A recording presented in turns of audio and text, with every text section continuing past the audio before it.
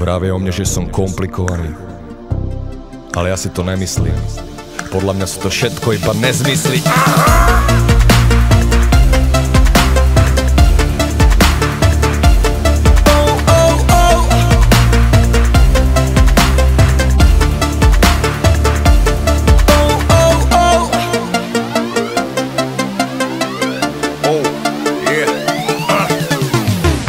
Hľadám nepoznané, spoznám nehľadané, strácam to, čo je cenné a cením si až to stratené. Väčšinou milujem všetko zradné, občas zradím aj to milované.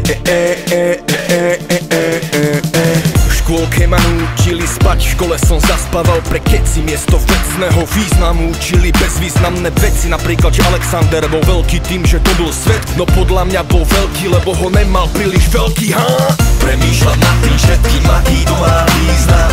Všetko záhadné je pre mňa výzva. Tak skočím do neznáma a rozprestrem kríla. V tej chvíli ťažko sa dýcha. To je pre mňa výzva. Je pre mňa výzva. Viem presne to, čo nechcem a chcem iba to, čo neviem. Ľudia sa mi smejú, keď som vážny a sú vážni, keď sa smejem. Myslím teda som, ja myslím, že som len vtedy, keď nemyslím. Aby som to dokázal odlíšiť, používam detektor na nezmysl. Preto žijem jak chcem a chcem presne to, čo žijem. Je môj príjem pravidlom, alebo len pravidelný príjem. Hrá sa hlupák na múdreho, alebo múdry na hlúpeho. Triezvy zahra, opilca opitý nezahra triezvého. Premýšľam nad tým všetkým, aký to má význam.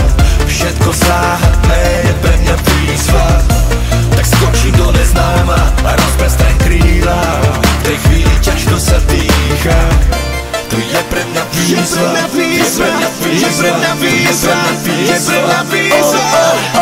To je pre mňa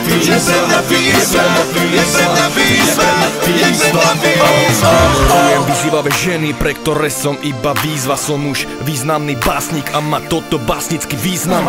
Neverím v nič, neverím v nič, čo nestvoril Boh. Úsmev na tvári, ruku vo vačkoch, hlava na zemi a nohy v oblakoch. Spomienky na budúcnosť, minulosť pred nami. Vyhral som zápas, ktorý bol už dávno prehraný. Telo má ducha, alebo duch má svoje telo. Moje slova sú hologramy, každá časť obsahuje celo.